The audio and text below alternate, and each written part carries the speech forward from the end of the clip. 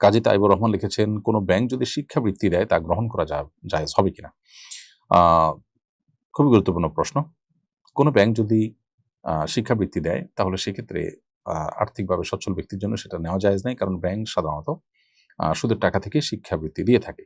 অতএব কনভেনশনাল ব্যাংকগুলো সুদের টাকা থেকে দেয়, ইসলামী ব্যাংকগুলো যেখান থেকে দেয় সেটাতেও সন্দেহ সংশয়ের সুযোগ থাকে অনেক সময়।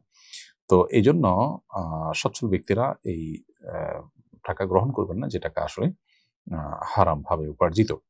তবে অসচ্ছল এবং গরিব ছাত্র যারা আছে তারা এটা অনেক ওলামাদের মতে গ্রহণ করতে পারবেন, কারণ সুদের টাকা বা অবৈধভাবে উপার্জিত টাকা যেটা হারাম লেগাইরিহি, যেটা মূলগতভাবে হারাম না, যেমন শুকরের গোশত, এটা মূলগত মজ্জাগতভাবেই হারাম। আর সুদের টাকা এটা হলো যে মূল টাকাটা আসলে কোনো হারাম জিনিস না, কিন্তু উপার্জনটা হারাম প্রক্রিয়া হওয়ার কারণে হারাম হয়েছে।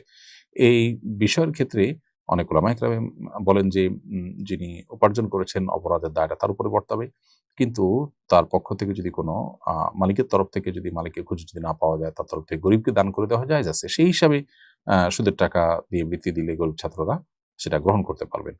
কিন্তু এই টাকাটা মূলত মালিকের কাছে ফেরত দেওয়াটা হলো মূল বিধান। সেটা না পারা গেলে বা সেটা সম্ভবপর না হলে তখন এটা করতে পারবেন। তো সাধারণত ব্যাংকগুলো আ তারা যে সুদের টাকা থেকে যে শিক্ষাবৃত্তি দিয়ে থাকে সেটা অসচ্ছল গরিব ছাত্ররা যদি নেন, তাহলে অনেক আলেমদের মতে সেটি জায়েজ হবে, যদিও অনেক উলামা নিষেধ করেন। অতএব সবচেয়ে ভালো হবে এবং নিরাপদ হবে যদি একান্ত নিড না থাকে তাহলে সেক্ষেত্রে এটাকে এভয়েড করা।